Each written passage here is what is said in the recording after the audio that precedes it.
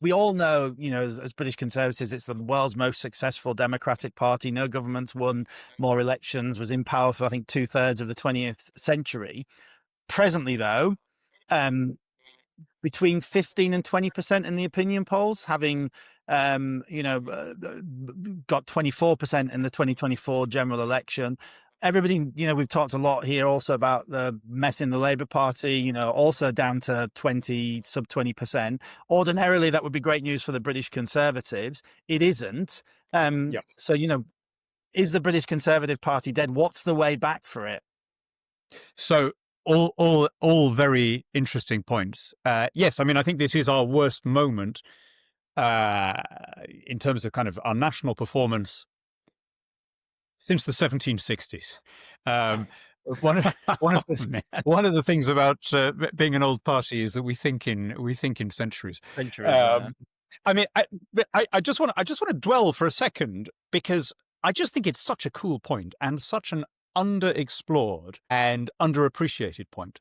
How incredible that in the 1680s and 1690s, we had a modern functioning two-party system where the militants of the two parties would wear differently coloured rosettes, would campaign and fundraise for marginal constituencies, would read partisan newspapers, would form clubs in different places, and we're not just a faction around a leader, but we're based on a set of principles. I mean, that's a truly extraordinary fact. The second oldest party in the world is the U.S. Democratic Party, starting in 1828. And even if you trace its roots back to Jefferson, it's still a century younger.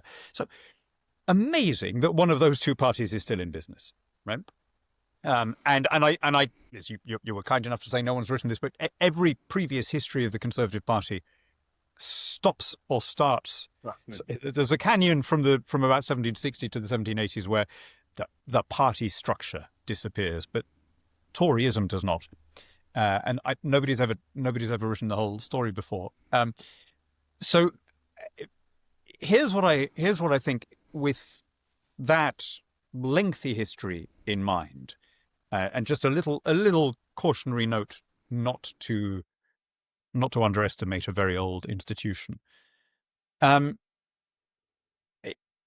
is only really space in our electoral system, or yours, really for two big parties. If there is an even split on either side, that is electorally cataclysmic.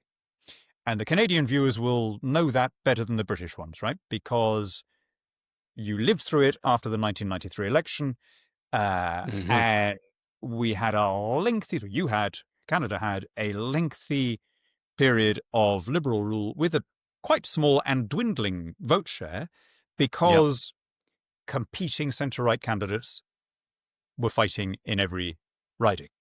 Now, Nigel Farage, who was elected on the same day as me and in the same region as me, we served together in the European Parliament for 21 years, left on the same day. I know that he was obsessed with that story, obsessed with the 1993 election.